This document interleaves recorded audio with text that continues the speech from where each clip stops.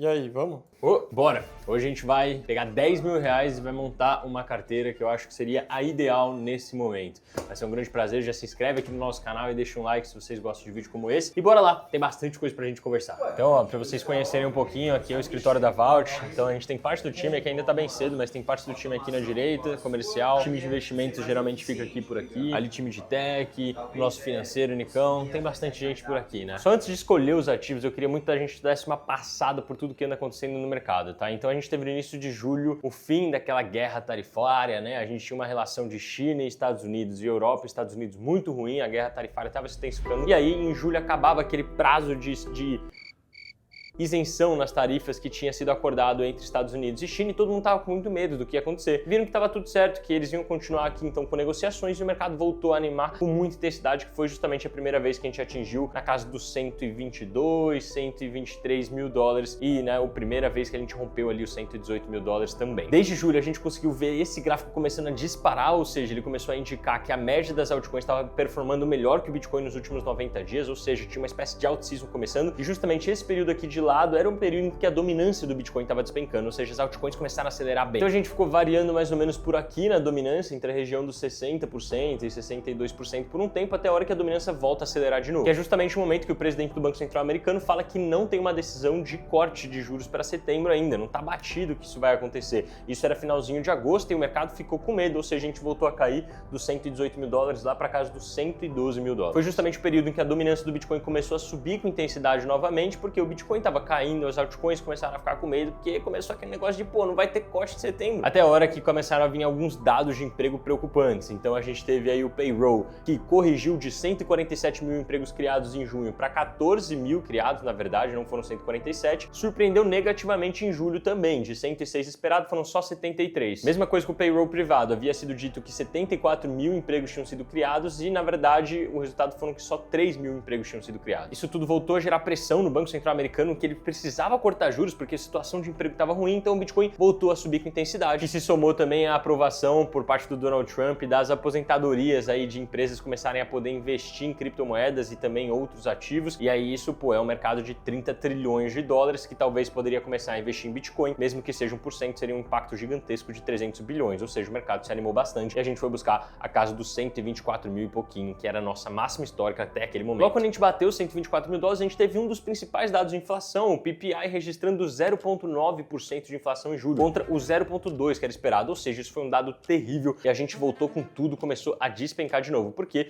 se a inflação tá alta, quer dizer que o Banco Central não vai poder cortar juros, e aí o Bitcoin despencou com tudo. Até o finalzinho de agosto, quando a gente já estava em 108 mil dólares, começaram a vir dados de inflação que estavam um pouquinho melhor e dentro do esperado, aí o PCE veio dentro do esperado, tanto no mensal quanto no anual, e aí o mercado deu uma relaxada. Somou isso com mais dados de empregos ruins, ou seja, os pedidos por seguro-desemprego foram maiores do que o esperado, a quantidade de empregos criados também foi menor do que esperada e a oferta de emprego era menor do que esperado, ou seja, mostrou que realmente a inflação está controlada e o mercado de trabalho não está bom, as pessoas estão ficando sem emprego, então a gente vai ter que cortar juros. Nessa hora, a alta começa a voltar com intensidade de novo, mais dados de empregos ruins no caminho, mostrando que tudo estava mal, os dados de inflação vindo dentro do esperado novamente, então sem problemas nenhum, até setembro, quando a gente vai lá e tem o primeiro corte do Banco Central americano no ano de 2025, aí de 0,25%. Mas bom, depois desse corte, o mercado já tinha precificado ali o corte em outubro, dezembro também, começou a sair algumas falas um pouco ruins aí do presidente do Banco Central americano, falando sobre talvez o problema do emprego não é tão grande, talvez o problema do emprego é só uma questão dessa política de imigração aí que o Trump está expulsando todo mundo dos Estados Unidos, então o mercado voltou a cair com intensidade, até a gente atingir muito próximo dos 108 mil dólares, a gente bateu ali uns 109 mil dólares, e aí voltaram a vir dados de emprego completamente terríveis, voltaram a ter aí o shutdown dos Estados Unidos e o mercado acelerou com tudo, batendo 126 mil dólares, a máxima história que a gente bateu agora no início de outubro. Um monte de gente foi liquidada, né? A gente tinha regiões aqui na casa dos 118, 119, depois 122, 126, toda essa galera foi sendo liquidada nessa subida inteira. Mas agora vocês já entenderam mais ou menos qual que é o panorama. Então, com base nisso tudo que vocês entenderam, agora a gente tem que fazer a seleção dos nossos ativos. Então, bom, antes da gente montar a carteira, eu só quero falar uma coisa pra vocês, na verdade duas. Isso aqui não é uma recomendação de investimento, tá bom? Obviamente, essa não é uma carteira que eu vou seguir fazendo acompanhamento ao longo do tempo, eu não sei se em algum momento eu vou decidir que um dos ativos que eu falar pra vocês agora, eu simplesmente vou querer vender, que eu não quero mais ele dentro da minha carteira. Não vai ser uma carteira que eu vou atualizar, então só vai ser uma carteira que eu tô falando pra agora, tá bom? Nesse momento, que eu acho que vocês vão tirar alguns insights daqui, mas que eu não acho que vocês têm que copiar totalmente. Se vocês quiserem uma carteira onde eu realmente atualizo toda semana e acompanho, aí sim é dentro da Ultra, tá? Então eu tô deixando o primeiro link aqui na descrição pra vocês conhecerem um pouquinho melhor sobre a Ultra, tá bom? É uma comunidade fechada que você pode assinar e lá você vai ter acesso a uma carteira recomendada, que é o Portfólio Ultra, que a gente atualiza todas as semanas, vai ter acesso a encontros semanais, toda quinta-feira à noite a gente senta com todos os alunos e conversa sobre a Ultra, então lá é um espaço onde você realmente vai ter muito mais aprendizado, tá bom? O link tá aqui na descrição. E a segunda coisa que eu queria falar é isso que eu tô mostrando aqui na tela pra vocês, tá? Eu realmente acho que a gente tá num ponto muito próximo de grandes quedas, tá bom? E por isso eu colocaria essa carteira hoje com 40% de caixa. Mas como eu sei que vai ficar um pouquinho só pra esse momento e todo mundo que assistir daqui pra frente não vai tirar muito proveito se eu fizer isso, eu vou montar uma carteira meio que normalmente, sem ligar muito pro momento de mercado. Óbvio, eu vou me importar com as tendências e narrativas que eu acho que estão fazendo sentido, mas não vou ficar falando muito sobre momento de mercado, não vou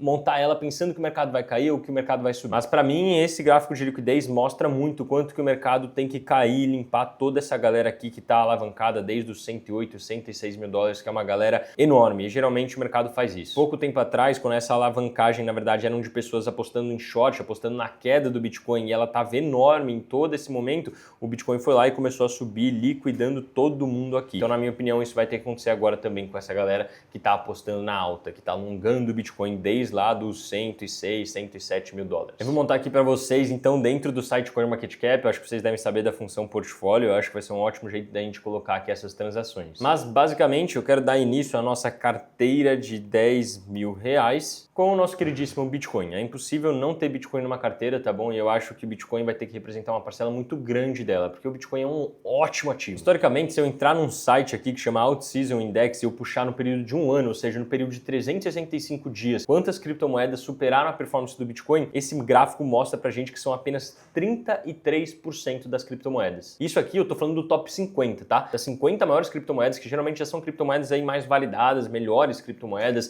que já se provaram ao longo do tempo, que estão performando super bem, afinal, dessas 50, apenas uma a cada 3 que você escolher vai performar melhor que o Bitcoin ao longo de um ano. Então não ter Bitcoin na sua carteira é um erro enorme. Então vamos começar aqui comprando R$ 4.500 em Bitcoin. Para mim o Bitcoin tem que representar 45% dessa carteira, sem sombra de dúvidas. E aí ele é um ativo que você, na minha opinião, tem que usar para flutuar ali um pouco. Para mim esses R$ 4.500 que vão representar 45% da nossa carteira em Bitcoin, eles têm que ser até uma ferramenta para você brincar com o mercado. Então toda vez que o mercado começa a cair com muita intensidade, é normal que as altcoins caiam mais e aí a sua representação de Bitcoin vai crescendo, vai passando a ficar 50%, 48%, 50%. A ideia é você ir realizando isso, botando de volta nas altcoins e fazendo um preço médio legal nelas. Então, tipo assim, é fazer um jogo realmente com essa alocação em Bitcoin, porque ele vai ser o ativo que no longo prazo com certeza vai subir mais do que a média das suas altcoins, tá bom? Na teoria, como eu mostrei pra vocês, ele sobe mais que a média, e também deve ser o ativo que na queda vai cair menos. Então é disso que você tem que tirar proveito para ir realizando e colocando de volta nas altcoins. O segundo ativo que para mim vai ser completamente impossível da gente não ter na carteira é caixa. Então o USDT você tem que ter na sua carteira e caixa é extremamente importante. Na minha opinião, cerca de R$ 2.000 aqui, ou seja, 20% da sua carteira, isso deveriam estar em caixa, tá? Como eu disse no início do vídeo, eu acho que a gente está no momento que você devia ter 40% de caixa, mas como eu vou ignorar essa questão de estar no momento ou não, eu acho que numa situação normal realmente, numa situação mesmo de otimismo no mercado, você tem que ter sempre aí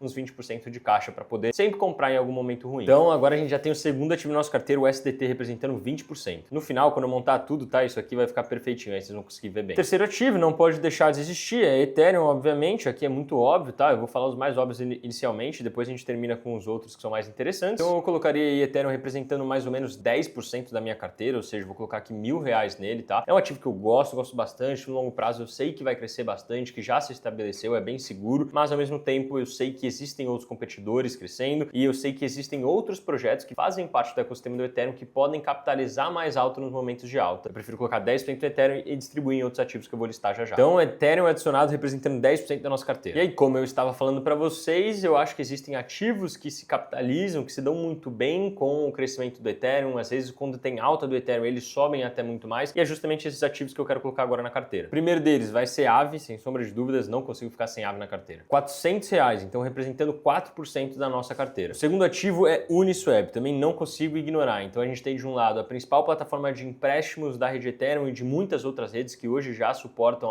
que hoje a Aave já suporta, né? Perfeito. E do outro a gente tem aqui a principal corretora descentralizada da rede Ethereum, que também muitas outras redes de segunda camada também suportam. Então acho que a gente tem aí os dois braços e geralmente quando o Ethereum sobe, esses ativos sobem bem mais. Para a Uniswap eu coloquei só 3% ao invés de 4%, tá? Mas 3% da carteira, porque por enquanto ainda acho que o token deles não tem muita utilidade, mas mesmo assim tá subindo bacana. E por último, para tirar proveito ainda do crescimento do ecossistema do Ethereum, eu vou colocar aqui Pendle, tá bom? Eu acho um business sensacional e eu acho que Pendle também tem que estar na carteira, por mais que às vezes passe por maus momentos, eu gosto muito, eu acho que tem que estar na carteira. No caso de Pendle vai ser representando aí 2% da carteira, então R$200 nela. Pronto, estamos tomando um caminho legal, mas ainda falta uma porcentagem boa para ser alocada.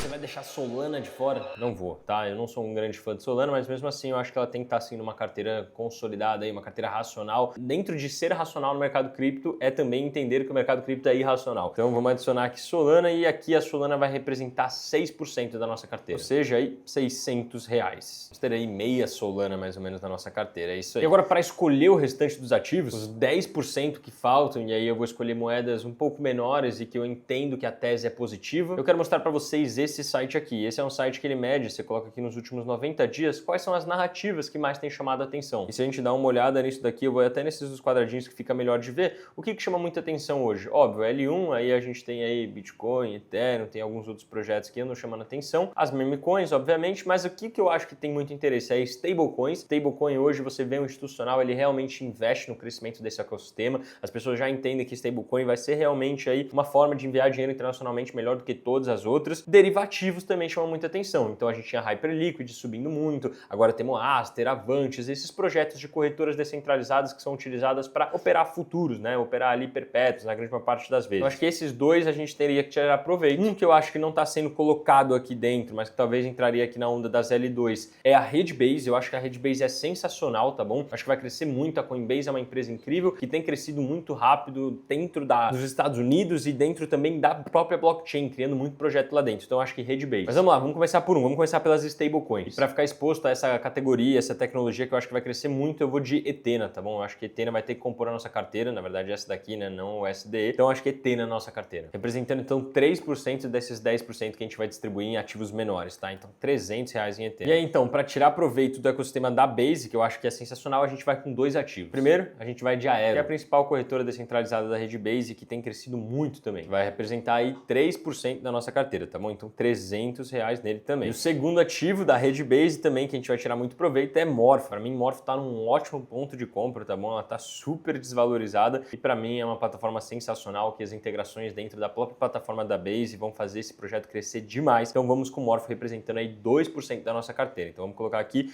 R$200. E agora eu queria tirar muito proveito do setor de privacidade e de derivativos, que está crescendo muito. Então hoje várias redes blockchains aí que tem bastante privacidade, se a gente clicar aqui eles vão dar vários exemplos de muitas aí que estão subindo muito, como a própria Zcash, a Rail, tem a Secret aqui, várias estão subindo bastante, mas como eu acho que o preço está esticado eu não vou colocá-las aqui, mas eu acho que é legal ter exposição para pelo menos um desses ativos aqui, tá bom? Talvez eu iria de mesmo Monero, a mais clássica. E eu queria ter exposição também para derivativos, tá bom? Que são justamente essas corretoras aí onde o pessoal faz alavancagem no futuros e etc, que é onde a gente teve aí o crescimento da Hyperliquid, que cresceu pra caramba, e agora veio aí, né, a Apex, veio a Aster, veio a Avantis, aqui infelizmente aqui no período que a gente tá pegando elas tão negativas, mas aqui ó, a Aster cresceu bastante nos últimos dias, a Avantis também, só que eu também acho que é um setor que tá muito esticado nesse momento, então também não vou colocar a mão. Por causa disso eu vou escolher a nossa última moeda, um projeto que eu gosto bastante, que eu tenho muito contato com a equipe, que eu sou bem próximo e eu acho que vai crescer bastante, que é a Maple Finance, a galera da Syrup. Então eu acho a Syrup um projeto muito forte, está no mercado há muito tempo, finalmente está se estabilizando realmente como aí um player institucional dentro do mercado, então eu sou super comprado com Syrup e ela vai compor aqui então nossos últimos 2% da carteira, então mais R$200 em Syrup. Ficando então a nossa carteira assim, né? Bitcoin 45%, Tether 20% para ser o nosso caixa,